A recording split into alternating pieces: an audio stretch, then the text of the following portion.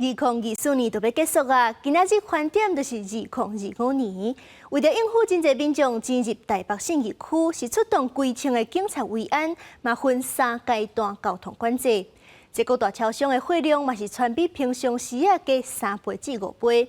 而且为着让出入的动作更较顺，有一寡超商是连玻璃门都已经提早拆掉。 头一届拄到台北大巨蛋举办跨年演唱会，全家便利商店毋伫现场卖钱价，可惜2000罐矿泉水的水墙，店员嘛应景打演唱会歌曲张惠妹的歌词，爱大家想要买矿泉水，都爱趁早。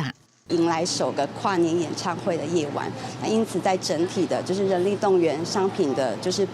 准备备货等等的，那都有做积极的布置准备。各大超商抢攻跨年商机。 OK， 上阵保暖甲里边食食的物件，伫跨年一级战区信义上款门市，备货量比平常时啊加3至5倍。那这边是出动行动购物车，我们有这个行动购物车，同时我们今年也首度增加了我们的这个热茶车，还有我们的咖啡车。另外一间便利商店莱尔富伫台北市政府附近的2间门市，甲玻璃大门跳掉，缩短民众排队附近的时间，同时增加10倍人力。 临近信义区周边商圈的10几间莱尔富门市都有望增加3日4成的业绩。台北跨年夜除了有台北市府广场的精彩节目，加101跨年宴会，还有天后张惠妹伫台北大巨蛋演唱，一定跨年人阵会比平常时较济，挖近20万人。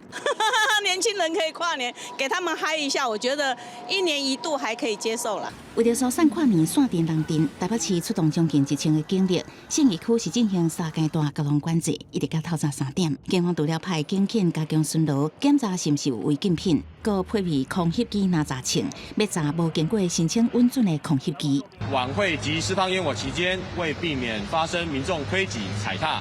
信义分局将针对人潮易聚集的区域。 规划防踩踏小组，为了伫跨年暗会抢一个好所在看韩团，还佫有民众前一暗8点都来排队，若要看明星，佫要做伙快乐迎接2025年。记者综合报道。